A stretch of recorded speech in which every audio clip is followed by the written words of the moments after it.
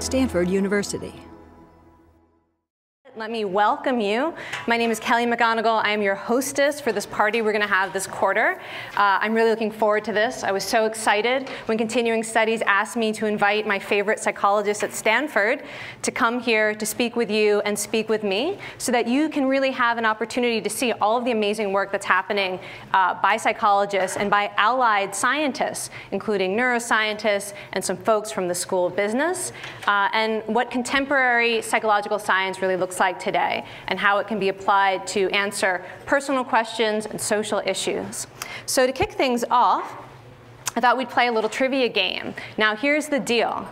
You're playing for chocolate, for dark chocolate. So if you don't like dark chocolate, you can keep the answers to yourself and let someone who does want the chocolate win. The other thing is you're going to use a little bit of self-restraint here, so we don't all call out the answer at once, but you'll raise your hand and I'll recognize someone with a little gleam in your eye and I'll call on you. So let's go with the first one here. The simple question, who is this famous psychologist? Everything that irritates us about others can lead to an understanding of ourselves. I did see a hand right away. Who is this? It is, it's Carl Jung. Okay, good work. They're applauding you, but they're also a little bit jealous. That's why the applause wasn't that strong. Close by, close by. Okay, now while you're gonna pick the one you want while I show us the next. Okay, guys? Wait, okay, but at least, wait, hands down. At least let me read you this quote. The great question that has never been answered, and which I have not yet been able to answer despite my 30 years of research, is what does a woman want? What does a woman want? You can answer either question. Who is it? Who is it? It's Freud. It is Freud. Good work. I don't know what a woman wants. Anyone? Oh gosh, thank you very much. Oh, almonds. Almonds, all right. Okay, next up, they're going to get a little bit harder, but I think this, let's see. This one may be the hardest of all. Aren't that many famous female psychologists from the history of psychology. But this woman said it is difficult to hold an open mind over an extended time, and yet that is what is required of the scientist. And it is required also increasingly of the ordinary citizen in this age. So true now as when she said it. Who is this famous psychologist? Now, I see a hand in the back. Yes, you. No, it is not, but good guess. No, but also good guess. Pink. Yes. No! Yes, you. No, okay, folks, are we just guessing women who from psychology? No, okay, stop. Does anyone actually know who this is? I think it's Mary Curie. No, was she a psychologist? Okay, wait, last guess before I give you a clue. No, okay. Think strange situation. Now does anyone know who it is? It is, it's Mary Ainsworth. Good job. Take your pick. Here, grab them all, or you know what you want? Okay. Okay, next up, a Stanford psychologist. Who's that? You in the middle. It is Phil Zimbardo, the early days. The early days.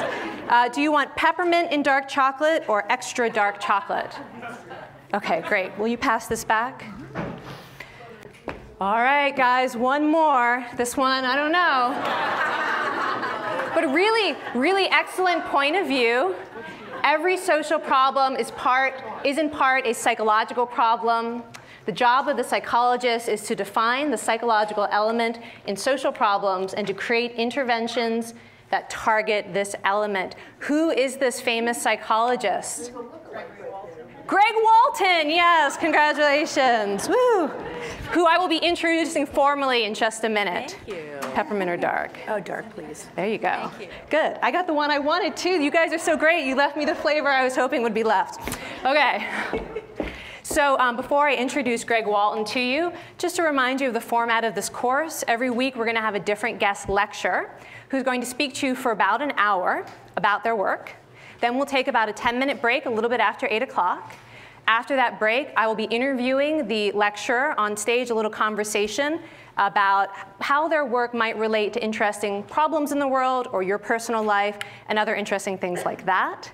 And then after maybe 15 minutes of that, we'll turn it over to you for you to ask questions or make observations or comments about the things that you've heard. So now it is my pleasure to introduce you to Greg Walton, who is a professor of psychology here at Stanford and also did his undergraduate work in psychology at Stanford when I was a graduate student. I mean, you've come a long way. He's best known for his research on academic interventions, stigma, and stereotype, but he's also done work on a wide range of topics, including willpower, which I know some of you are interested in, voter turnout, stereotypes, social influence, and how it is we construct a sense of identity, how it is we know who we are. He also was recently named a rising star by the Association for Psychological Science, and I think we're going to have a really great lecture. It is a pleasure to come and talk with you today, and I'm very much looking forward to hearing your questions and your thoughts at the end, as Kelly said. The research that I'm going to talk about with you today and the ideas originated really in my youth as I grew up. I grew up and I was a perhaps young and naive child, and I thought it was such an amazing, wonderful thing to live in a country like America where there was such a thing as meritocracy, as an American dream, where people could rise up from different places and better their economic lives, improve their lives, to advance themselves. We could immigrate as poor people potentially, and have their children have a better life than themselves. And at the same time, as I was really committing myself to this ideal that I think all of us believe in a very deep way, I was aware of the massive inequalities that exist in our society between different social groups, the reality that many people perhaps don't have a fair shot. Many children go to schools that are poorly funded, that are ones that don't provide them the opportunities to grow and expand as other children have those opportunities. I was particularly troubled by inequalities that arose along racial and ethnic lines. It seemed particularly an injustice, a social injustice, that some people in our society, because of their ethnic or racial background, had worse outcomes than others. I became aware, for example, of data like this. So what we're looking at right here is reading scores. These are reading scores among white youth. These are 17-year-olds and these are 13-year-olds. This is the National Assessment of Education Progress, our so-called nation's report card. And what you see here simply is that kids learn from age 13 to 17. But then if you break this down along racial lines, here's African Americans, 17-year-olds and 13-year-olds, and you see that Black 17-year-olds are on average reading at the level of white 13-year-olds, a 4-year gap in the teenage years, in years when kids should have these opportunities. I find this deeply troubling. A second thing that I find deeply troubling here is that the gap has, not really changed. We're looking over data since 1971. Our country has gone through great changes since 1971, and yet here in 2008, the gap remains similar. We can look as well at Latinos, Hispanic youth, and we see a very similar outcome. Now, and just to underscore the way in which our society has changed in particular, there's big education policy changes that have happened in this period. We had in 1965 the beginning of real strong federal role in K through 12 education through the ESEA Act, as well as through Head Start. These are undoubtedly important programs, and yet the achievement gap remains. In 2002, we had a bipartisan bill that passed and that President Bush signed, the No Child Left Behind Act, that is now being modified, and yet the gap, this has drawn increasing attention to gaps of all sorts between different students, including racial and ethnic achievement gaps, and yet these gaps remain. Now, as a child, who grew up simultaneously with this belief in this ideal, this dream, this American dream, of opportunity, and an emerging awareness of the persistence of inequality, I became very, very depressed, I think. And I became depressed because it seemed like, it really seemed like to my sort of young eyes that the only way you could make meaningful progress in solving a problem like this was really to eradicate poverty. That really these racial and ethnic disparities occurred because there's profound inequality in economic opportunities. Schools are funded in ways that are not equal. Teachers are paid in unequal ways. We have incentivized teachers to teach in the well-off schools that might more often than not have fewer minority children. And then I encountered psychological research. And in learning about social psychology, I saw a new way of thinking about problems like the achievement gap, a new way that I think has great promise. So this idea of a psychological approach to this problem, a psychological approach to achievement gaps, begins with a couple of observations about the nature of the achievement gap that are curious. So one is it's true that poverty matters. Kids who come from poorer families with fewer books at home when they're young definitely have a disadvantage. They do worse in school. But nonetheless, at every income level, we still see race differences in achievement. If you compare the children of black doctors and the children of white doctors, and you look at how they do on a test like the SAT, you see a reliable gap. You see the white kids getting better SAT scores than the black kids. Now, why is that? When you might think, well, it might be something to do with preparation, prior ability. It might have something to do with maybe the worst schools, maybe racial discrimination in the schools that these kids went to. And these things matter too. The kids who are better prepared, kids who come to college with better preparation, for example, get better grades in college. But still, at every level of prior preparation, for example, at every level of SAT score, race difference exists in subsequent achievement. If you compare students at a school like Stanford who are white and black and have the same prior track records, same SAT scores, same GPAs in high school, you still see emerging in college, or perhaps re-emerging, a race difference in GPA. So what is going on here? So what social psychologists have done in investigating this problem is to really zero in on the psychology of students and the psychology of students that can result in specific local education contexts. To make that, I know that wasn't very clear, but to make that a little bit more clear, what this suggests here, this clicker is not really working. What this suggests here is that even when you take the same kids who have the same prior preparation, the same qualifications for college, and they come into a college environment, there's something in that college environment that's doing something that's causing that race difference to reemerge. There's something in that environment that's not equitable, that's not the same for different students, that's allowing some students to perform better than other students. So this is where we get to psychology and how psychology matters. And thinking about psychology can give us new tools to reduce achievement gaps. It gives a new way to understand the origins of achievement gaps and new tools to combat them. This is particularly what this means is to think about what is it like to be a student in class, or what is it like to be a student who's taking a standardized test. If you're sitting in the third row and you're surrounded by your classmates and you're looking up at your teacher, what does that feel like?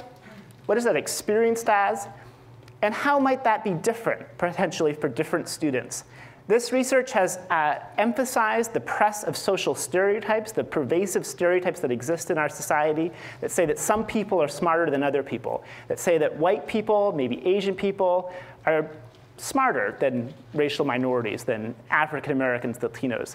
These stereotypes have effects on people. They have effects on people's experiences in education settings, and they have effects on how well people ultimately perform. This idea, this notion of the press of stereotypes, the press of disadvantage, can find its expression potentially as well in another major social problem we see, and that is the problem of of pervasive inequality in health outcomes between African Americans and white Americans, between Latino Americans, white Americans. This was a story in the Yale Alumni Magazine this past May and April. This is civil rights attorney Clyde Murphy. Clyde Murphy was a very prominent and successful civil rights attorney. He argued successfully civil rights cases before the Supreme Court.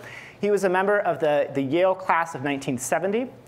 He was born in 1948, and he died in August 17, 2010, last year, at the age of 62, of a pulmonary embolism. If you look at the data from the Yale class of 1970, they represented 3% of the class. And if you look at who is now deceased, they represent 11% of the deaths to date. And many of these men, these are men almost exclusively, are dying of things that are stress-related sort of broadly, things like heart disease. And this is undoubtedly a great tragedy. And it's one where perhaps, again, by stopping a moment to think about what it is like to be a person in a setting, what is it like to be a person in a setting where other people may view you with suspicion, where other people may perhaps begin by assuming negative things about you or your group. What is that like? What does that do to a person? What does that do to a person's performance and achievement? And what does that do to a person's health over a period of time? So social psychological research, so this, I want to, sorry, I was just ahead of myself there. So I want to sort of try to bring this home for you a little bit and think about what my experience might be like on a cross-country road trip, what it might be like to go into a setting and experience a stereotype that's targeted at me. So I live in the Bay Area. The Bay Area is a liberal place. I am a professor, a position that is stereotyped in our society as sort of liberal and kind of weak and whatnot. So suppose I'm driving cross country. I'm somewhere in the middle of the conservative Badlands somewhere, and I see this biker bar, and I think, man, I am hungry. I need to stop. I need to go in. I need to go into this bar. I go into this bar. It looks like this. Suppose I start talking with some locals, and they say, "You're from San Francisco? San Francisco?" And then they say, "You're a professor? You're a professor?" Now, what might be going through my mind? I might think, what are these people going to think of me? Are they going to think well of me? Are they going to think badly of me? If I do something stupid, are they going to think I'm an idiot? If I do something stupid, are they going to think that liberals and professors and people from San Francisco are idiots? What if they challenge me to a game of darts? Say there's a dartboard in the bar, and they say, hey, why don't we play darts? Hey, why don't you go first? Right? Am I likely to hit the dartboard? Or this is to take our story to Texas. This is a story that was a real story, a true story. We have a PhD student who's graduating very soon. He's originally from Texas. He's a Texan. And he's going back soon to Texas to take an academic job at UT Austin. He went home this summer to Texas to go to a wedding. A friend of his from college was getting married. And the pre-wedding event was skeet shooting outside of Austin somewhere, up in the hills, somebody's ranch or something.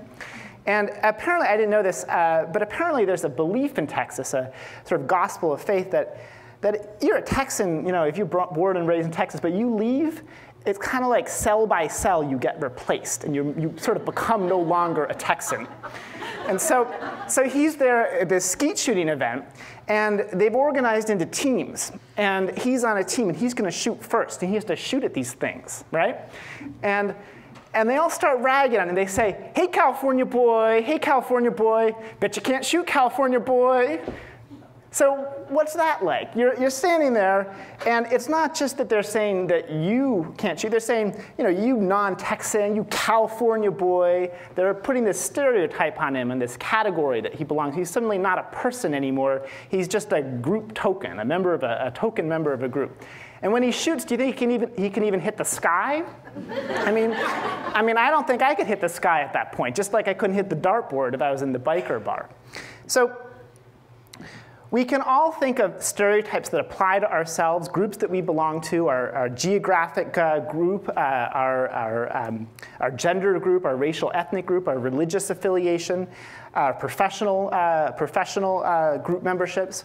We can all think of these identities, and we can all think of contexts or ways in which these identities are negatively stereotyped, where there's negative stereotypes about them. And we can imagine ourselves in situations where these stereotypes come alive, where we feel that press, we feel that push on ourselves, we feel subjected to it, we feel reduced to it. All our doctoral student is in this moment is the California boy. He's lost his individual identity. He's nobody else. He's just the California boy, and California boys probably can't shoot. So we can feel what that's like. What social psychologists have done is to try to bottle that in the laboratory, to really understand that in the laboratory, to see what that does to a person, and then to take that insight, put it in the field, and see if we can make the world a better place.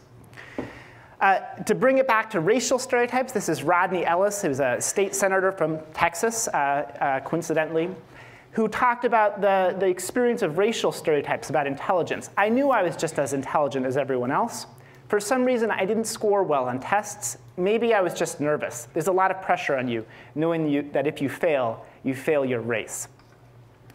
Our own Claude Steele, the dean of the education school and a longtime professor in the psychology department, has termed this stereotype threat.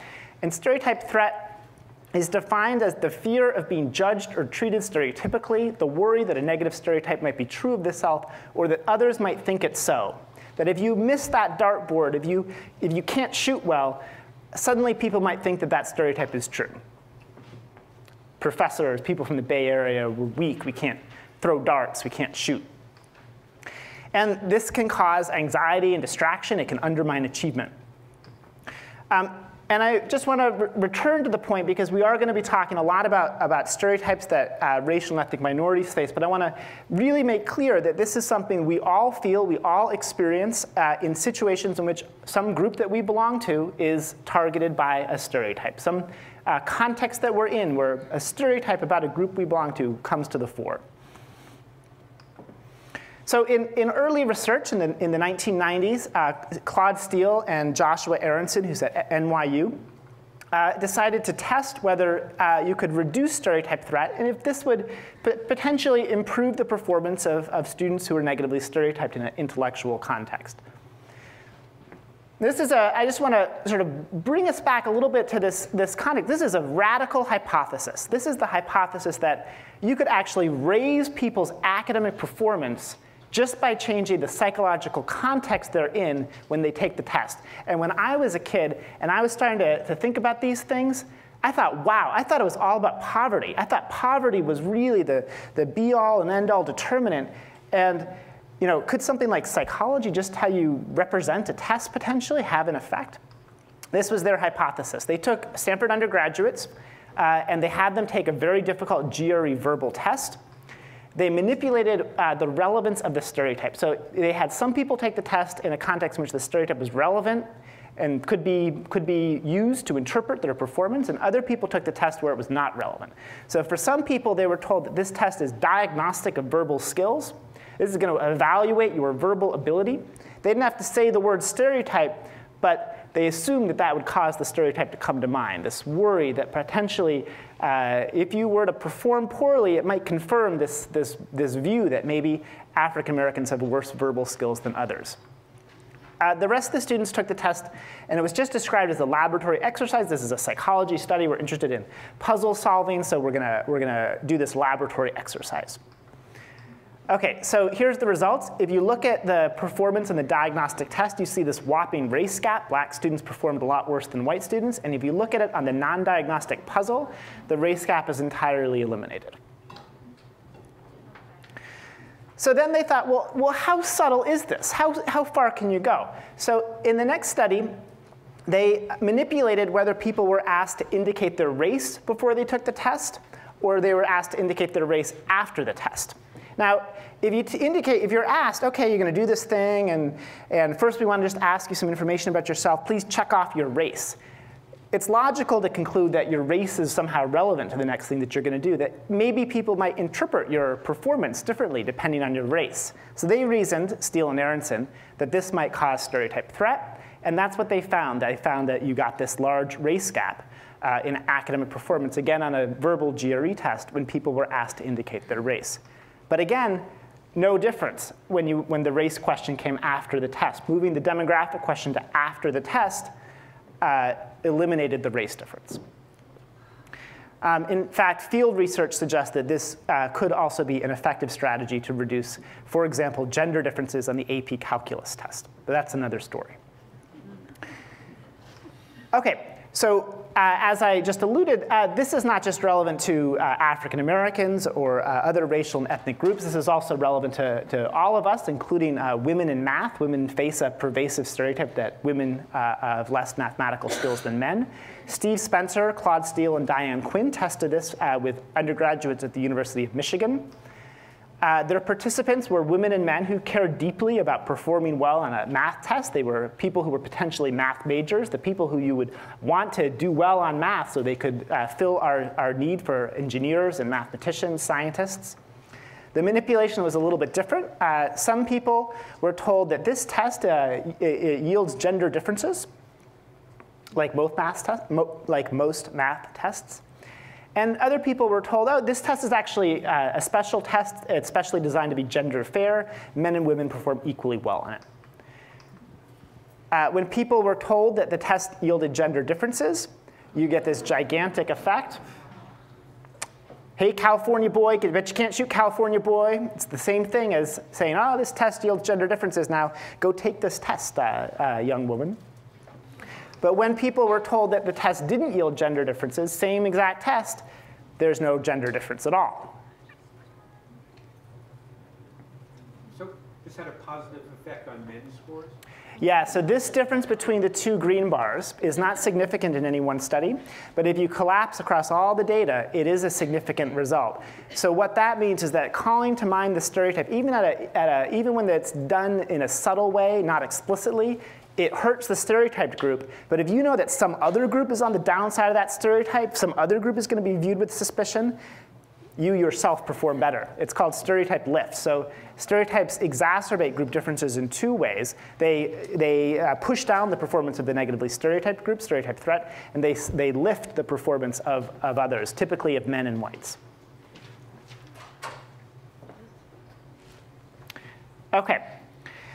Now, an important step is to step back from the immediate testing environment, the environment in which you're taking the test, and consider more broadly what stigmatization or being under the scrutiny of a stereotype does to a person. This is the sociologist Irving Goffman, who wrote a long time ago in the 1960s, "The central feature of the stigmatized individual's situation in life is a question of acceptance." Now, if you feel that you are in an academic setting, if you're a woman in an engineering program, if you are an ethnic minority student, an African American or Latino student in an academic setting, you may wonder, perhaps more pervasively and more constantly than others, how people will treat you in that setting, what that will be like in that setting, if people will respect you, if people will value you in that setting. Just as if I walk into the biker bar and I think, who are these people? How are they going to view me? How are they going to treat me? Are they going to be decent to me? Are they going to respect me? Or perhaps will they not? If you're part of a group that's under the pervasive suspicion of a negative stereotype, perhaps especially if you're a member of a group that's numerically underrepresented in a setting, if you're a woman going into an engineering environment, there's lots of other women, it might be fine. But if you're a woman going into an engineering environment and you're the only woman, that might be more likely to cause you to wonder if other people will accept you. We see this in the testimonials of some prominent people. This is a woman who graduated from Princeton University, My experience at Princeton have made me far more aware of my blackness than ever before. No matter how liberal and open-minded some of my white professors and classmates try to be toward me, I sometimes feel like a visitor on campus, as if I really don't belong. It often seems as if to them I will always be black first and a student second, a token of a group. Does anybody know who this might be? Yes, it's Michelle Robinson, now Michelle Obama, writing in 1985 in her senior thesis at Princeton. Obviously, she's somebody who has been very successful in her career, has done exceedingly well. And if people who are as successful as Michelle Obama experience this kind of thing in an environment like Princeton, it suggests that this worry may be very pervasive. This is Sonia Sotomayor at Princeton about 10 years previously. I'm not picking on Princeton. These are just the good examples I have. At Princeton, I felt like a visitor landing in an alien land. I have spent my years since Princeton at law school in my various professional jobs, not feeling completely a part of the world I inhabit, a sense of being apart, not being fully connected, not really being integrated into the social, the main powerful academic and professional environments that she has done so well in.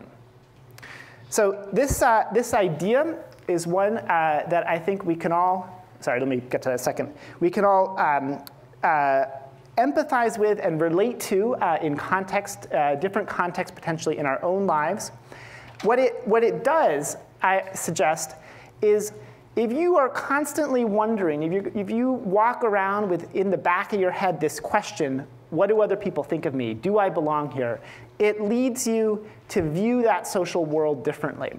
So here are some events that college students experience. These are actual events experienced by college students, and in surveys, a lot of what people report having happened to them on a daily basis is social, and a number of the social events are negative. These are things like, everyone is going out without me, and they didn't consider me when making their plans. My teacher canceled her meeting with me. My usual friends weren't at dinner. Not getting an email back from a peer. I felt bad. I haven't gone on any dates in college. Not being recognized at awards dinner when I deserved it. Dumped by a girlfriend. My boyfriend didn't call. People also, of course, say things that aren't necessarily social, like I'm working on a paper that's due tomorrow and I have writer's block, or something like I found a dead mouse under a pile of my clothes. The woman who reported this particular incident also told us that her boyfriend had gotten rid of the mouse. They'd spent a quality time together that evening, so it had a certain social quality. Now my point is this. We all, when we go about our daily lives, when we go about our daily lives in school, in our professional settings, we all have positive and negative experiences like this. This is sort of the bread and butter of daily social life. There's nothing extraordinary about these things. And yet, if you are constantly wondering a more global question, if you're constantly asking yourself, do I belong here generally, these events might come to carry a different meaning. If you are going about your daily life and part of you in the back of your mind is asking, I'm not sure if I belong here. I kind of feel like an alien in an alien planet here. I feel different. I feel like I don't quite fit in. I don't know if people respect me or value me. Then if something happens, like you send an email to a peer and you don't get a response back, that might feel like it might feel diagnostic. It might feel like, that's proof of my suspicion. It's proof that I might not belong here. If you're not having that worry, if you don't have that question of belonging, then it's still a negative event. These are all no doubt negative events, but it might not carry that global meaning. So this is an idea that we termed belonging uncertainty, a pervasive uncertainty about belonging, especially for students from underrepresented or negatively stereotyped groups. Questions about belonging may be pervasive. They may be more pervasive than for others. And what this does is it ambiguates the meaning of negative social events. That is, when a negative social event happens, it raises the prospect that maybe it means more. Maybe that event has a global meaning. It might mean I don't belong in general. And if you in turn infer a threatening global meaning, if you infer from the fact that your friend didn't write you back on your email, if you infer that you don't belong, you can imagine how that could set in motion a negative recursive cycle. Your friend doesn't write you back, and then the next time you see your friend, you say, hey, why don't you write me back? Or maybe your friend doesn't write you back, and then you just decide that's no longer your friend, and you stop engaging with that person. Either way, you might lose friendships in that setting. You might actually substantively start to have weaker social ties in that environment. And that, I mean, in the long term, in an academic and professional setting, might be very damaging. Now, we looked at this in a very simple way in a small study I want to describe to you before I describe a field experiment, an intervention field experiment. In this study, we just had black and white college students. We asked them to list 2 friends of theirs or 8 friends of theirs that they have who are either in computer science or who would fit in well in the field of computer science. So your task is simple. All you do is list 2 friends or list 8 friends who would fit in well in the field of computer science.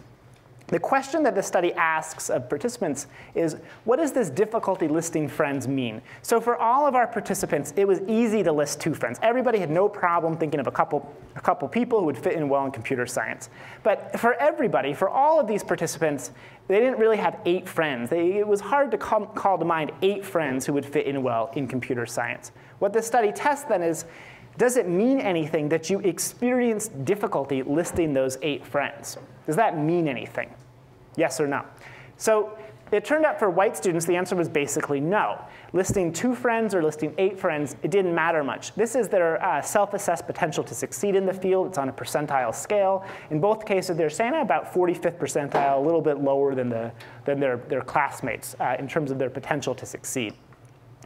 For black students, so there's this whopping effect, both when they listed no friends in a control condition we added for them, and when they listed 2 friends, they were pretty optimistic. They felt positive about their prospects for success in computer science. But when they had been asked to list 8 friends, and they experienced that difficulty seemed to mean that they didn't belong. It's a small thing, a subtle thing, but it seemed to be answering the question they had, do I belong in this field? And it seemed to answer that question in the negative. And not only that, it wasn't just that it seemed as though it doesn't belong for me. It also, we also found that it seemed that difficulty of listing 8 friends seemed to mean that my group doesn't belong here either. So this is a measure of the cognitive activation of race, how accessible were racial constructs. For white students, they were not very accessible. But when black students had been asked to list 8 friends, all of a sudden, race seemed to pop into the mind. Suddenly, race seemed relevant. We didn't do anything, we didn't say anything about race beforehand, but here, race seemed to be relevant. And then we asked people one more thing. We gave them some statements from peers who were expressed interest potentially in majoring in computer science and in another field.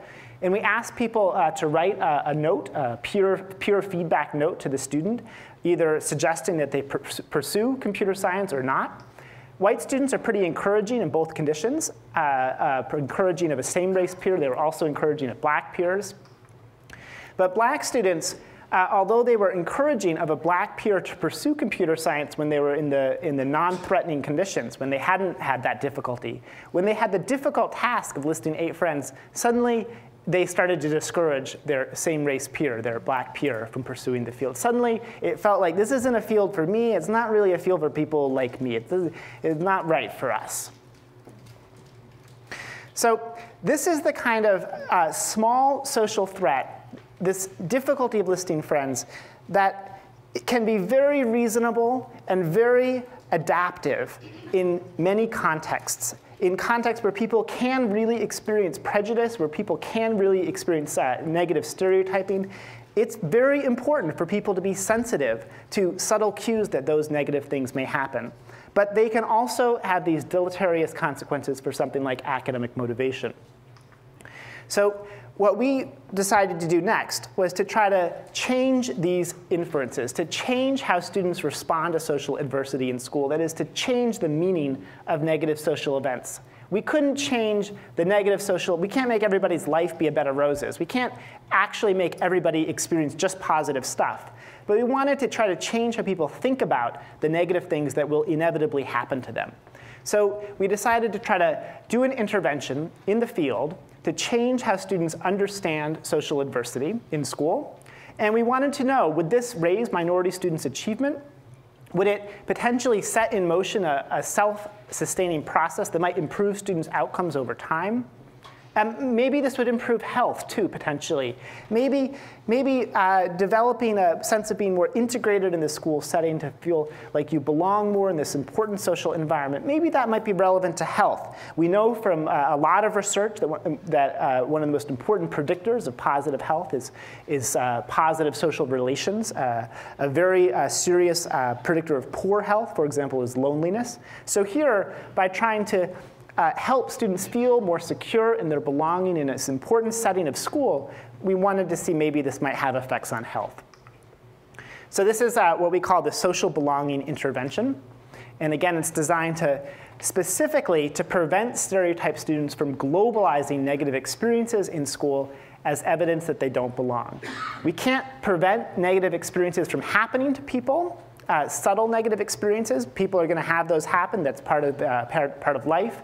But we want to prevent them from having this broad global meaning that's broadly threatening. This is what's called by psychologists an attributional retraining intervention.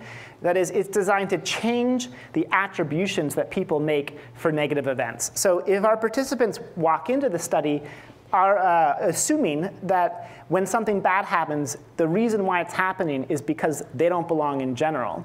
We want to change that attribution and make them attribute the negative events or negative feelings they have to something innocuous. So our participants were first-year college students, and they learned that doubts about belonging in college are common at first and short-lived. So they saw some survey statistics, and they read some representative quotations that were attributed to an ethnically diverse group of juniors and seniors. One of the quotations said, "Freshman year, even though I met large numbers of people, I didn't have a small group of close friends. I had to remind myself that making close friends takes time. Since then, I've met people, some of whom are now just as close as my friends in high school were." This says everybody goes through tough times. The transition to college is a hard transition. Everybody has negative things that happen to them. Everybody has, difficulty making friends, difficulty making close friends, difficulty finding their academic niche or making relationships with an academic setting that they want to pursue. Everybody has different kinds of difficulties, but people have difficulties. It's hard. And it doesn't mean you don't belong. It doesn't mean your group doesn't belong. If you stay with it with time, eventually you'll come to feel at home.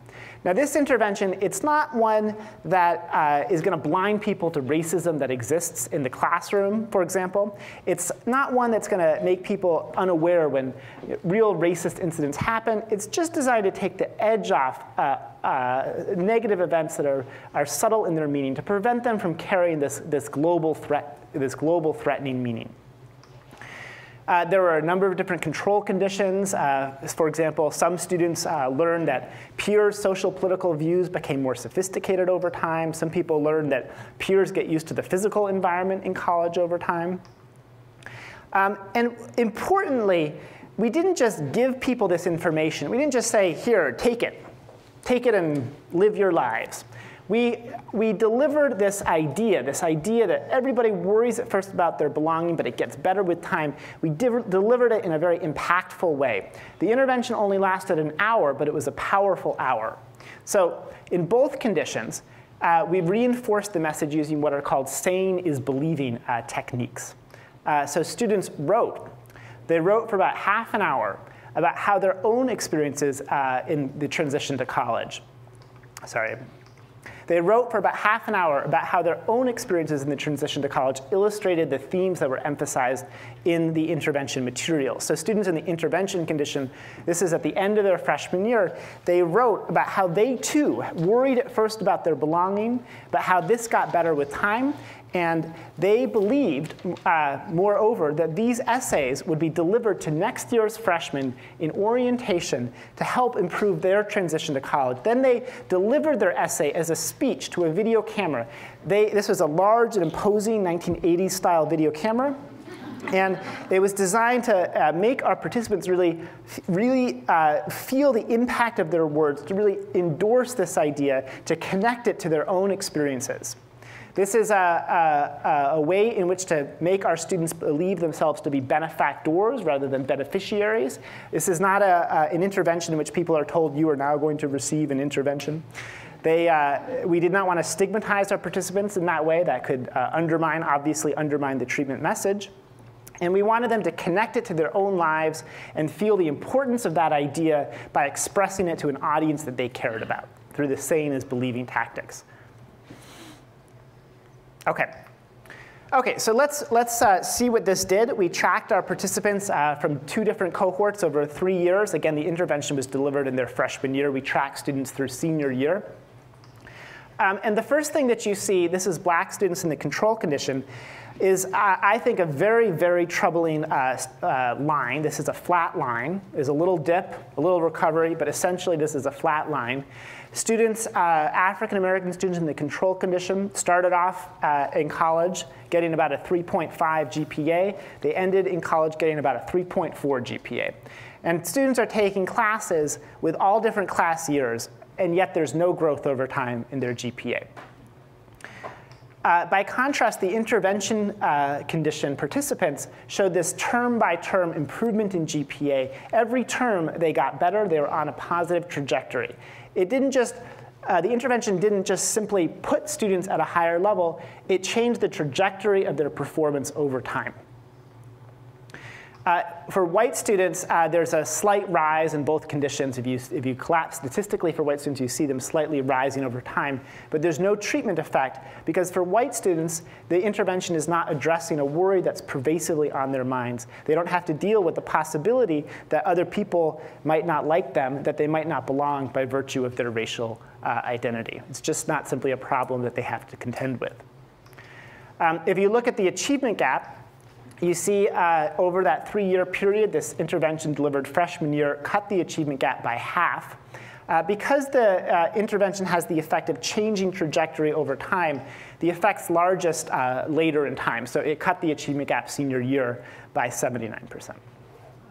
So this is very encouraging, because it suggests, for example, that by understanding the psychological dynamics that people go through for very reasonable and, when we stop to think about it, perhaps very predictable reasons, we can do things that can have real effects on this pervasive social problem.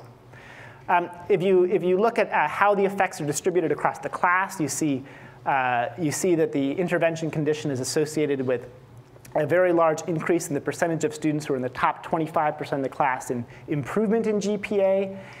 It's associated with a dramatic reduction in the percentage of African-American students who are in the bottom of the class in improvement in GPA. If you just look at raw post-intervention GPA, who's at the top of the class rank, you see that there are very few African-American students in the top of the class in the control groups, but in the belonging treatment group, there's about 22%, which is what you'd want, given that we're looking at the top 25% of the class. And similarly, the intervention is associated with the reduction in the percentage of black students who are in the very bottom of the class. So the effects are widely distributed across the performance distribution. They're helping students go into the top of the class and stay out of the bottom of the class. Now, what's going on? How possibly could an intervention that's delivered freshman year stick with students and help them do better even senior year? How could that possibly be the case? Well, you might ask to start, maybe students remember the intervention and continue to benefit from this memory. Maybe it's like, junior year, you're studying for that tough midterm, you think back on a nice reassuring message you got back in freshman year. Now that's ridiculous, right? That's totally ridiculous. So when we did a survey with students at the end of college, right before they graduated, 80% of them said that they remembered the study back freshman year.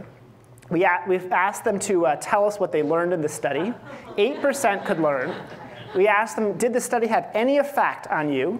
14% said it had had any effect. This intervention totally rearranged students, the African-American treatment condition participants, totally rearranged their college experience, improving it for the better. And we know that because of our random assignment to condition.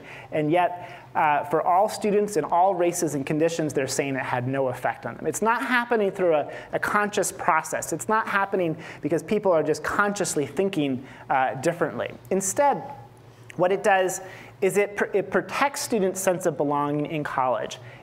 It helps them to continue to feel that they belong even when they encounter those inevitable slings of daily social life as a college freshman, sophomore, junior, or senior. So this gets a little bit technical. I'm going to try to make sure to keep it as conceptual as possible. But what we did is the first week after the intervention, we asked students, we wanted to ask the question, how did students respond when they experienced relatively high levels of adversity in school? So we had them complete these daily diaries. Each day, people told us how good or bad their day was, how much adversity they had encountered. And each day, they told us their feelings of belonging, both that same night and the next afternoon. And then we simply calculated for each participant over the course of the week the correlation between those things. That is, for each participant, when you experience more adversity, do you feel worse? Do you feel like you belong worse? That's the question. OK, so this correlation indexes the degree to which people's sense of belonging goes up and down as you experience good and bad stuff. OK?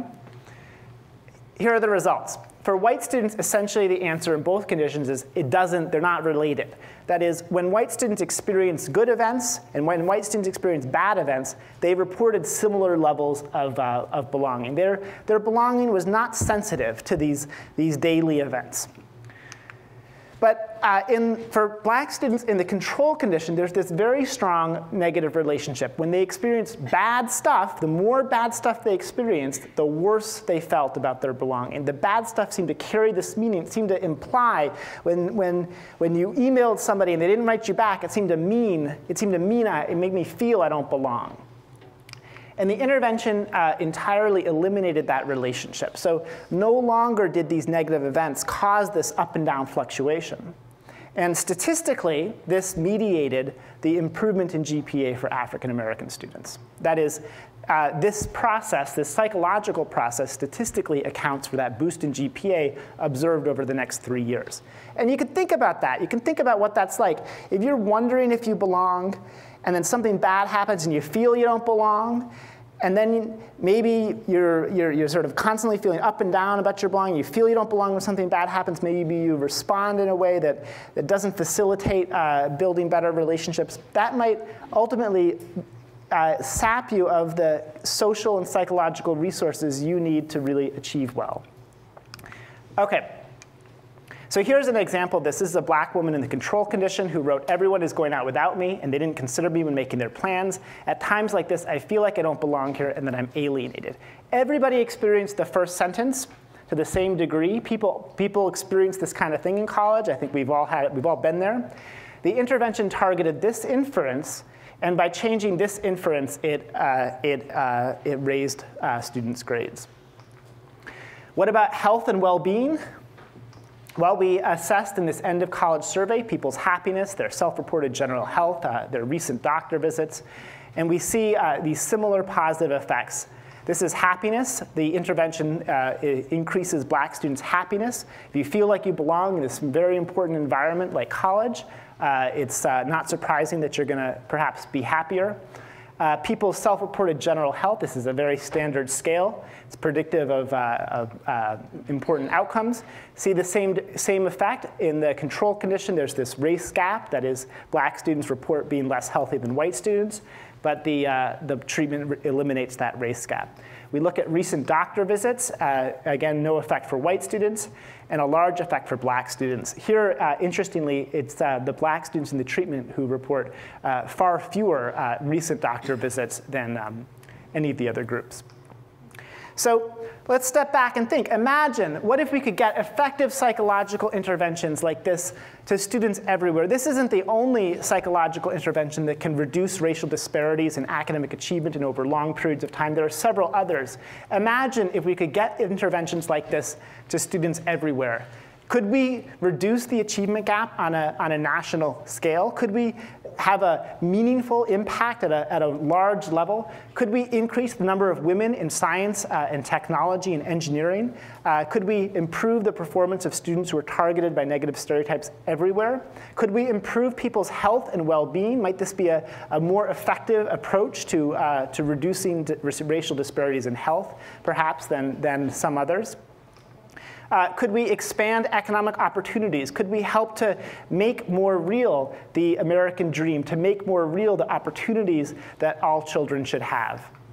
How would you do this? How would you scale psychological interventions? I'd be happy to talk about these issues more, but in brief, I want to just say a couple things here. One is, you want to first ask what should be scaled, and the answer is the key psychological message that is targeted by the intervention. So the intervention has a whole bunch of parts to it. There's that speech part, there's that writing part, there's all these different parts to it.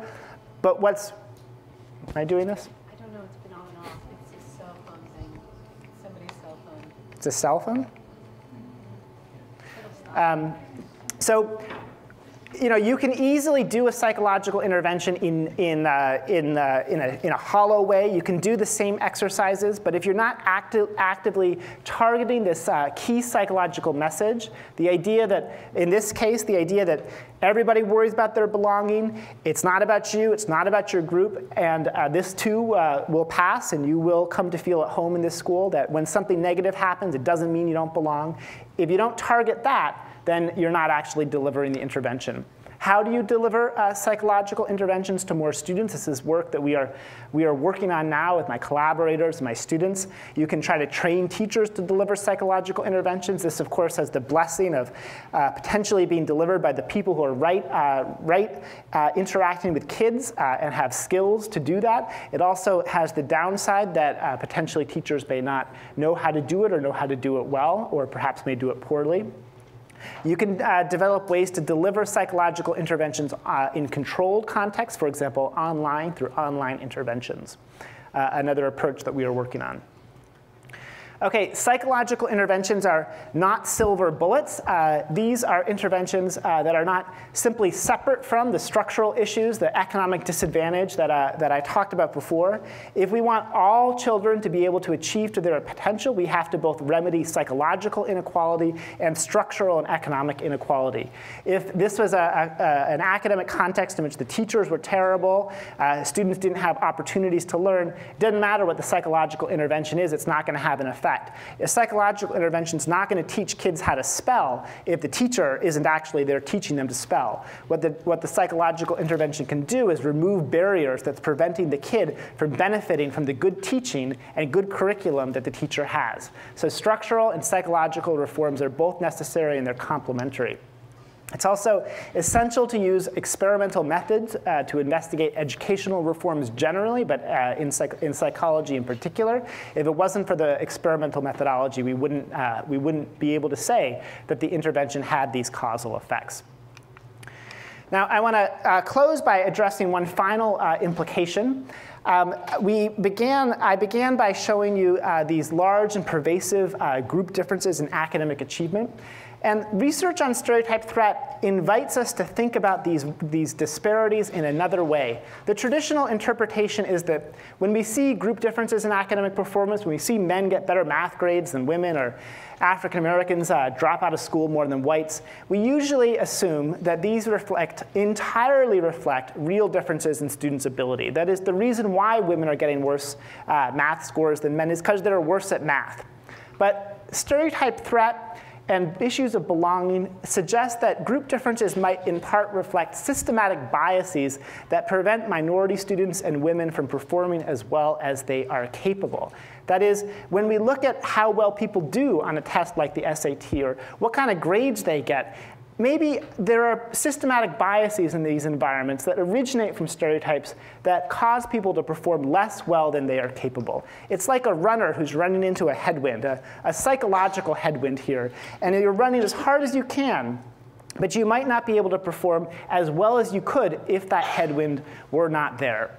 So how do we know that this is the case? We know it's the case because if you look at settings in which stereotypes have been taken off the table through randomized experiments in laboratory settings where you have conditions that remove stereotypes, through intervention field experiments where you remove stereotypes through interventions, women and minority students perform better than men and non-minorities with the same prior grades and test scores. That is, if you look at men and women who have the same SAT math scores, and you bring them in and you have them take a math test, and you have them take that math test in a condition that removes stereotype threat, on average, the woman does better.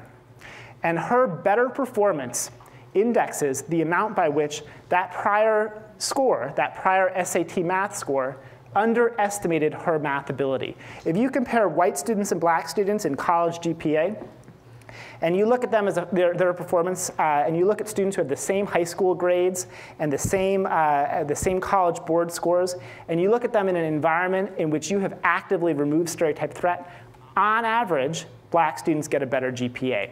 And that indexes the amount by which the prior grades and test scores underestimated black students' ability, and it's because they're running into a psychological headwind.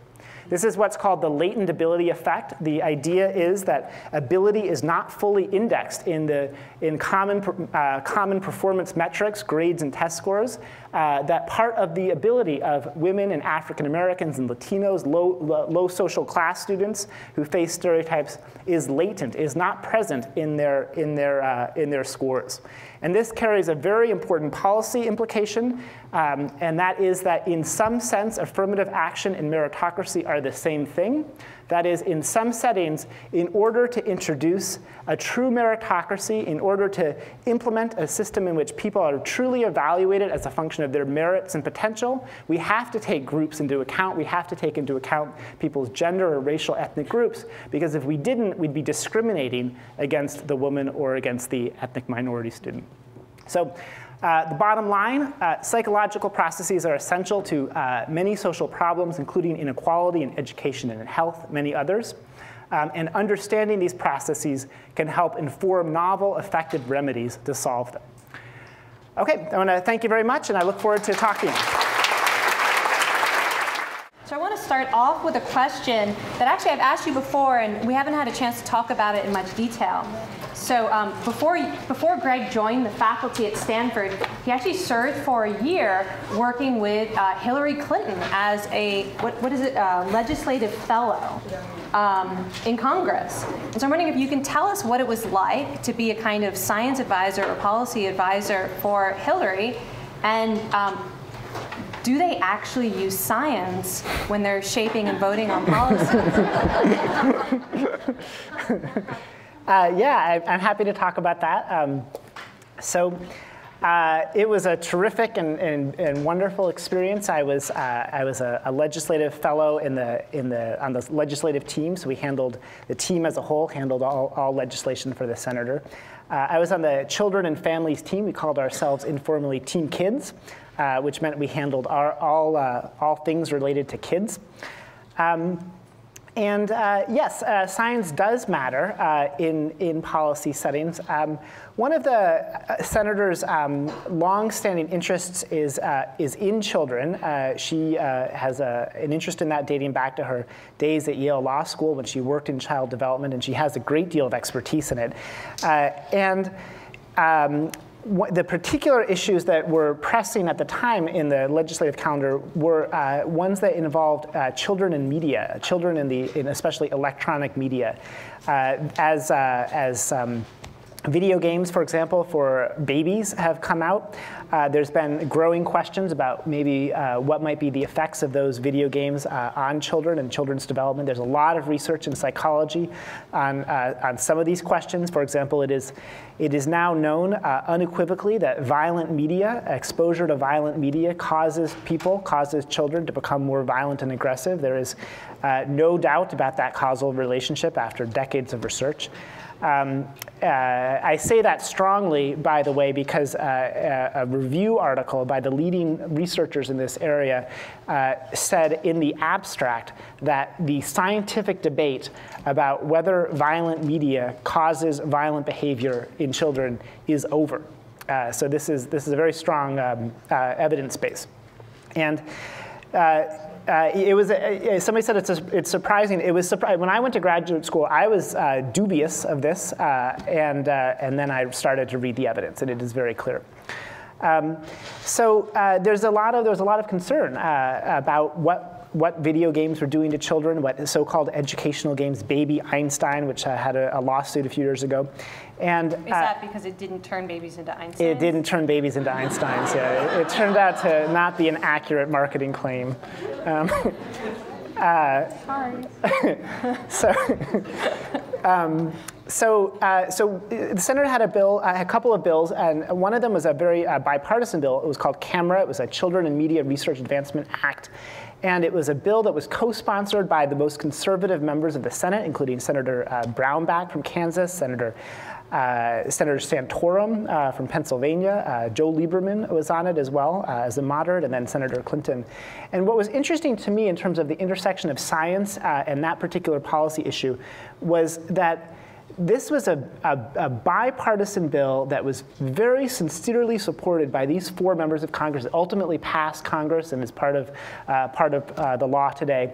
But they came to it from very different perspectives and for very different reasons. Senator Clinton is very empirically minded and was very sensitive to evidence and to scientific evidence and very interested in that. And for her, this was sort of a pragmatic question of child development and how we could understand the effects of these things, how we could get more information to parents so they could control what their children would be exposed to.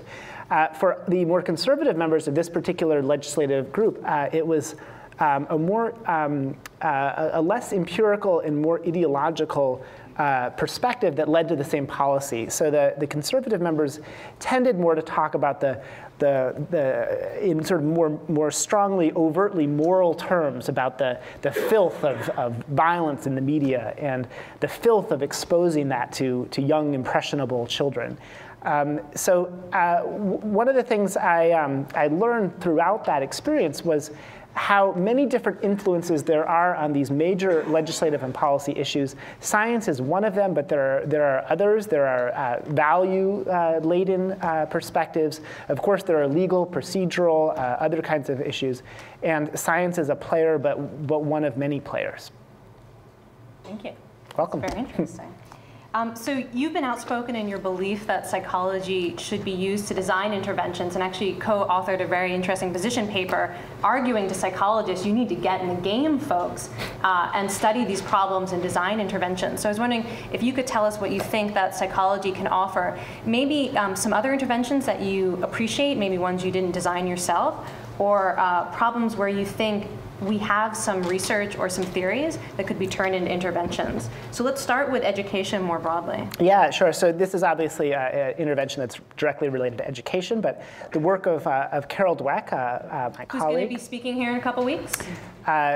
She has shown very beautifully how students come into school sometimes with assumptions about the nature of intelligence, that some kids just assume as a consequence of being in our culture that intelligence is fixed, that you either have it or you don't, you're either smart or you're not, you're either talented or you're not.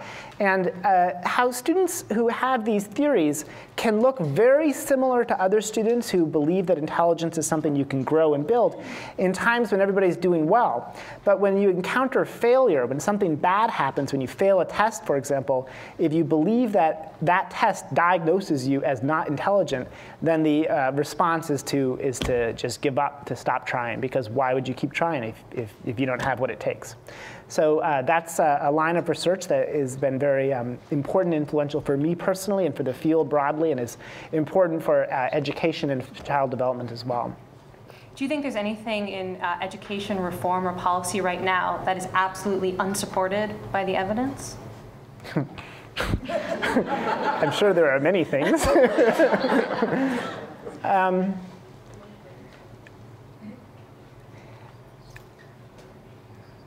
I mean, there. Yeah, I mean, so there are a lot of sort of big policy issues in education now, and there are sort of education is politically an odd thing where there are these movements, for example, where this is the next new thing that's going to solve all of our problems. In NCLB, it was testing. We're going to test everybody to death, and then we're going to know how to fix all the problems, and that's clearly not worked. There's sort of growing movement for charter schools. Charter schools, get the school boards out of the way. That's going to solve everything. that clearly doesn't work as a cure-all. So I think that what we need to do is to understand the causal dynamics that contribute to positive educational outcomes in a much more complicated way. That's why I wanted to emphasize at the end that this is not a silver bullet. Psychological interventions as a whole class can't solve educational problems, because we need to understand that if a kid's going to do well in school, there's going to be a whole lot of factors that have to come together for that to happen. That is, the teacher has to be a good teacher. She has to be well supported and feel positive, and she has to have curricula that she can deliver that's going to be appropriate to the student. There has to be materials that is age appropriate for the student. The student can't be being harassed. The student can't be, go to class hungry. The student can't be experiencing subtle psychological threats. There's a lot of things that are required to really optimize development and optimize learning and growth. And so I think that we need to resist sort of cure-all approaches, whether they're psychological interventions or testing or charter schools. I think we need to be more sensitive to the complexity. Now, you don't just study academic performance in college students, you also teach undergraduates. Greg is one of our core lecturers for the Introduction to Psychology program, so he has the opportunity to interface with undergraduates often in their very first year at Stanford. And I'm wondering how either your own research or other psychological theories influence how you teach in the classroom. Yeah, I think that one answer to that goes back to Carol Dweck's research. And it's very easy to see in a setting a fixed mindset sort of rear its ugly head. It has a way of popping up. We do an annual day, an orientation day in Psych 1 with the faculty and our Psych 1 research team and Psych 1, not research team, teaching team, and the teaching assistants, undergraduates, graduate students, people who work throughout the year to deliver Psych 1 as a class to undergraduates. And a couple of years ago, we noticed as a faculty that somehow, we asked people at the beginning to think about teaching that was important and impactful for them, teachers who made a difference in their lives, and the teaching assistants told these wonderful stories. And at the end of the day, we sort of realized that there had been this undercurrent of this belief that there's such a thing as a fixed teacher. That is, that some teachers are good teachers, and they have what it takes. They have that thing, and it was this fixed mindset that we hadn't intended, that we hadn't endorsed, but had sort of percolated up from our collective conscience. And so now I think we're mindful of that, and we explicitly try in thinking about teaching and working with TAs who are going to be leading seminars with students to really endorse explicitly the notion of growth, the notion of improvability, the notion that you try something, you see if it works. If it doesn't work, you find a new strategy. You're active in your growing of your teaching. So I think in many contexts in our lives, a fixed theory can become, and we have to resist that. Carol Dweck's research really beautifully attunes us to that. So let's switch over to public health or physical health in general. What are your favorite interventions that are based on psychological theory, or what theories do you think could be turned into interventions? Yeah, there's so many psychological. Psychology is so important in health, and there's so many possible answers to that. There's research. One of my favorite studies, a classic work in psychology, showed. This was work done in the 1970s. Work done in retirement homes that showed that people who the assumption at the time was that if you move into a retirement home, you lose your independence somewhat, and people can lose a sense of control over their lives. That is, it can no longer feel like you can control important things. Research showed that even subtle interventions that were designed to make it clear to people, residents of retirement homes, that they had control over important aspects of their lives, actually improved the health and well-being of residents of retirement homes. There's a dark side, though, to this story. There's a couple of different studies that tried to do this and did this effectively in the short term. But one of the studies had a negative consequence. And so I think this illustrates the subtlety and importance of thinking about psychology. I think you know which one I'm talking about. This was a study in which the retirement home residents had visits from young college students. And the retirement home residents, in one condition, could control when these college students would come to visit them and for how long they would stay. This was designed to instantiate this sense of being able to control things in your life, to make sure that that was there for these people. Other residents were given the same amount of visiting, and they could predict when the visits would happen, but they couldn't control them. Other people got random visits, again, the same length of visits, but they couldn't control or predict. So this is absent the control and prediction. And then some people just got no visits at all. And in the short term, the first two groups, the group that had control and the group that could predict, did really well. They had this great measure of how much zest for life does the resident have, and they had a lot of zest for life, okay? But the problem was that then the college students, they went home. They went home for summer break. And then there were no more visits. And then they did a long-term follow-up. And to the author's great credit, he published the data from this long-term follow-up. And what you see is that the two groups of residents who had the control and the predict, they actually looked the worst on the long-term follow-up. They thought they could control something, but they couldn't. And in fact, there wasn't that long of a follow-up. There weren't that many people who passed away during the study. But nobody in the random visits and the no visits group passed away. And several people in the other groups did pass away, and that was an effect that approached statistical significance. So we need to that's an important variable, the sense of being able to control things in your life. It's important for our health, but we need to be very mindful of how we instill that and whether we can instill that in a way that has effects that have duration. That's an old study from the 1970s. And I think what I love about that story is that it demonstrates the values of science.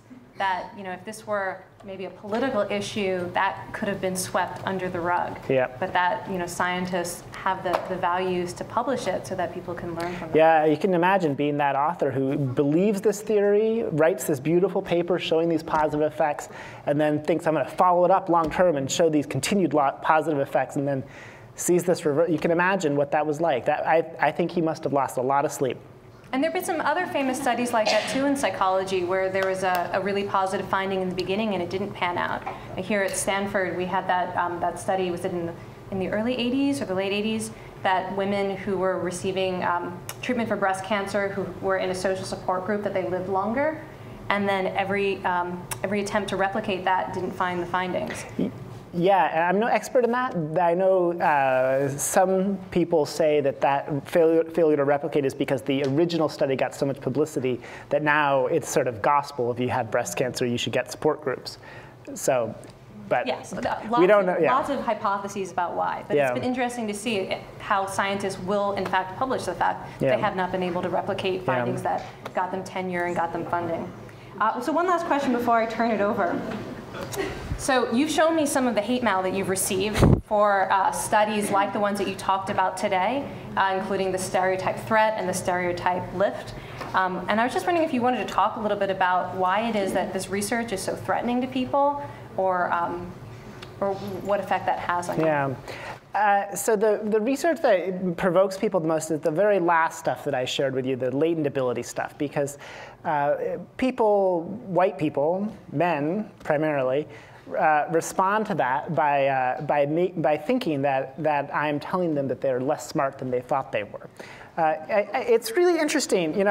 It's as though I'm not saying that, first of all, just to, but it's very interesting though. I think that we in some sense carry around these credentials like our SAT score as though it has this long, enduring, deep meaning, and it's a badge of our membership in the smart class and our membership in good society.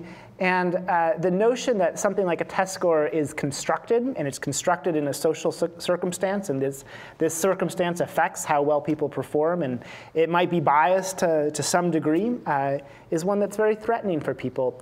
And what we know in psychology is that when an idea or a belief is threatening, when we don't want to believe it, we engage in motivated reasoning. We reason in ways that are motivated to achieve a certain conclusion, and so people can be very resistant. So We're eager to hear your questions. I'm going to turn it over to you. Okay. And we have a question in the front row that actually is a really great question to start us off with. So, and then just pick people, and I'll let you know when we're running out of time. Well, I have lots of other questions now, but I'll go back to the question you mentioned, Kelly, which was you led us down to realize how truly important that hour-long intervention was in the life of these students. I was wondering if you could just go back and tell us a little bit more about that hour. Sure. Yeah. Okay. So people are told this is a study of students' college experiences and attitudes, and they're brought into a psychology laboratory in this particular study. We've done this intervention in a number of contexts. It's not always exactly the same. I'll just tell you the original.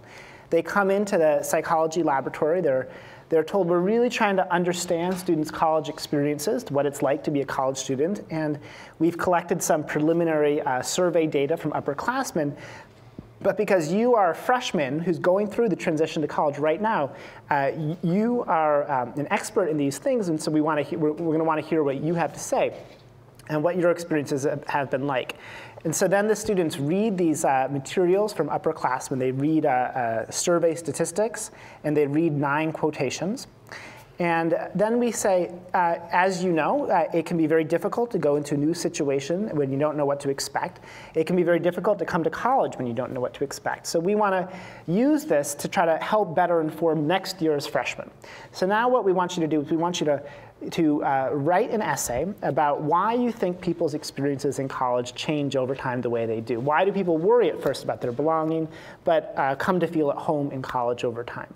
And please illustrate your essay with examples from your own experience and your transition to college. You can look back on these intervention materials as you wish. And then they have about 25 minutes or so, and they write this essay. These are very moving essays. They're very personal. People don't use their names, but they tell personal stories. Some of them are very funny. One student I remember wrote about how she was a freshman and she came to freshman orientation, and the dean stood up and the dean said, "Our class is so wonderful. We have so many smart people here. We have people who are Olympic athletes. We have people here who are novelists. We have a student who has a book about Russian philosophy." And the participating student thinks, "God, I'm none of those things. You know, who am I, right? Like, this is not my class, right?" And she's writing this essay, though, and then she writes that she ultimately, in her freshman year, she's writing at the end of her freshman year, over the course of her freshman year, she met one of these students, particularly the Russian philosophy book writer. She met him at a party, and after the party, she saw him peeing on a wall outside the party. And she said, "No longer is he intimidating." So it took the power out of it, right? So this was a story that she told that illustrated this feeling, this worries. I don't know what this place is. I don't know if I belong here. But then over time, coming to feel at home in the place, coming to feel it was her school, her environment. So students write the essays, then we say, we think it'd be especially powerful for next year's freshmen if they feel as though an older student is speaking directly to them about their experiences, how their experiences change over time. Would you be so kind as to deliver your essay as a speech to a video camera? And the participants are then given some additional time to revise their essay, prepare for the speech. They come into another room. There's a big video camera. They deliver their speech. That is effectively the entire intervention. In other studies, we have used, we've had people take part in groups. In some studies, we've had people write letters to a freshman instead of having to deliver a speech. It's a lot more of a portable technology. So, does that answer the question? Thanks. Yeah? Have you done your study at a predominantly black college or a Hispanic college? And if so, how did the data change, if it did? Yeah, it's a great question. So we haven't done this intervention at a predominantly black college.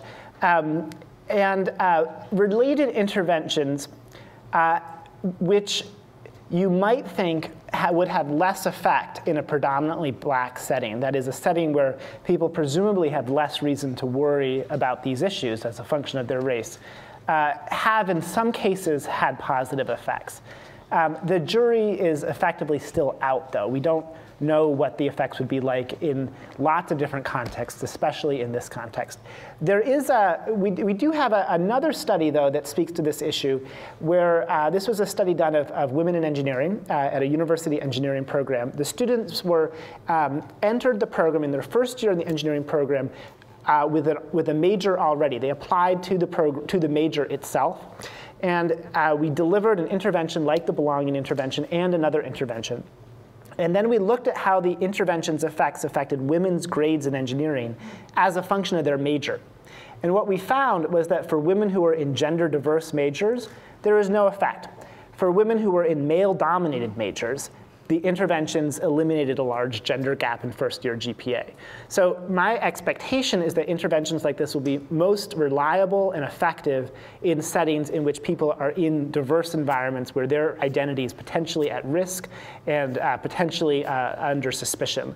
But there are some cases in which interventions like this have been effective, even in homogeneously black settings, for example, in inner city Chicago. And so there may be broader potential. Yeah. You talked about interventions that eliminate gaps. Did you do studies on motivation, on elevating levels of motivation within the student course? Yeah. So is the question, can you do a study on interventions to increase people's motivation? Yeah. So there are certainly. So this intervention, in a sense, is one that's designed to remove a barrier so that people can exhibit the motivation they are assumed to already have, right? But you certainly can do interventions that would increase people's motivation in settings, for example, where they might lack motivation. And there are a number of different examples in the field of factors that are important for motivation that you can target and to potentially improve outcomes. Yeah, in the back. So if a student is making a faulty, inference about their situation, I can see how the intervention can make a big difference. What about when they truly are in a hostile? Yeah. What if the student really is in a hostile setting? So first of all, I want to answer your question in two parts. First, it's not necessarily the case that students are making an inaccurate inference. I think the problem is that the world is very ambiguous and complicated, and it's not clear. There might not be a sort of single truth or a simple truth. That is, if a black student, for example, sends an email to a peer and doesn't get a response back, might that potentially mean that they don't belong there? Might there not be racial bias that's causing that to happen? There might be. We don't know. We couldn't say. So just to sort of say, I think that the reason why the intervention is effective and the reason why the psychology is so acute is because it's so ambiguous. It's not at all clear what you should be doing or thinking. Now the question is, what do you do in an environment in which it's just actually hostile? And you certainly wouldn't want to do this intervention in that environment. There are other interventions that are designed to help people continue to feel good and feel positive and be able to do well, even despite threats or psychological threats that are directed towards them. And those interventions might be more effective in those settings. It could also be that you say, you know what, this is a crappy place, and the first thing to do is improve this place. So what we're going to do is we're going to try to do things to reduce people's levels of bias.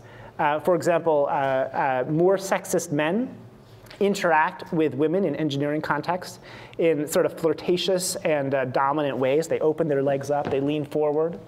And that causes women to experience threat. And that threat causes women to do badly in engineering. And if you could do an intervention on the men to make the men be less boorish, you could probably improve women's outcomes. Somebody from this side of the room? Yeah, in the back. I have a question about this one topic you just touched on called stereotype lifting, which is the flip side. And wondered, a couple of charts indicated there's sort of a leveling or almost a zero-sum effect happening when you remove the lifting, but in enhance the performance of the group that's being adversely impacted. Can you talk more about that? Yeah, it's not a zero sum because the stereotype threat effect is about twice as large as the stereotype lift effect. But you're absolutely right that they're working in tandem, so that when you remove the stereotype, so let me just distinguish, first of all, this is in the laboratory research. This is not in the field research. But in the laboratory research, conditions that elicit stereotype threat, for example, for women in math or for African Americans in intelligence settings, or, by the way, for white men in jumping contexts and others, that undermine people's performance. Emotional sensitivity settings, you tell men that a task evaluates their emotional sensitivity, suddenly they can't perform well. That negative effect is about twice as large as the corresponding stereotype lift effect, that is the positive effect for men's math performance, for whites' intellectual ability, for African Americans jumping. So the stereotype is causing inequality in both ways. To remove the stereotype is to improve overall performance because stereotype threat is bigger than stereotype lift. But it's true that in the laboratory you are then hurting the advantaged group. In the field settings, these interventions generally just have no effect on the non-stereotyped group. Yeah. Somewhere in this review, Jäger and Walton, you say it's important the duration of the intervention is if it's too long, it can have a negative effect. Like you have the example when students get reprimanded for abuse of alcohol, if the speech is only 5 minutes, it's more effective than 50 minutes. Can you say a bit more about this timing? Yeah, I mean, there's this sort of thou doth protest too much quality sometimes. You're trying to change people's psychology. You're trying to make them think differently, but you also want them to feel as though the message is not coercive, that they themselves endorse the idea and endorse the intervention message. If you keep beating somebody over the head with believe this, believe this, believe this, even if they kind of wanted to believe it the first time, ultimately they might not want to believe it. So changing people's psychology is sometimes subtle and requires a subtle touch. Greg, one more question? Okay, yeah. Has there been any longitudinal study that as the representation has increased, whether the negative stereotypical impact has reduced? I mean, women in engineering, as the percentage has increased, as the gap increased? Yeah, there's a lot of research that suggests that general pattern, but none of it is obviously experimental, right? Because you're not randomly. I mean, there is experimental laboratory research that shows that people experience stereotype threat when they're, for example, the only person in their group among a large group of others. But and that you can reduce that threat by increasing the diversity of that setting. And then there's a lot of sort of field observational data that suggests that that's true in the field too. But obviously in the field you can't randomly assign people to contexts like that. So. Okay, thank you very much. Next week we're going to have Professor James Gross talking about different strategies for handling difficult emotions like anger and fear. If you were one of those no email people, come see me. Have a great week. Thank you very much. For more, please visit us at stanford.edu.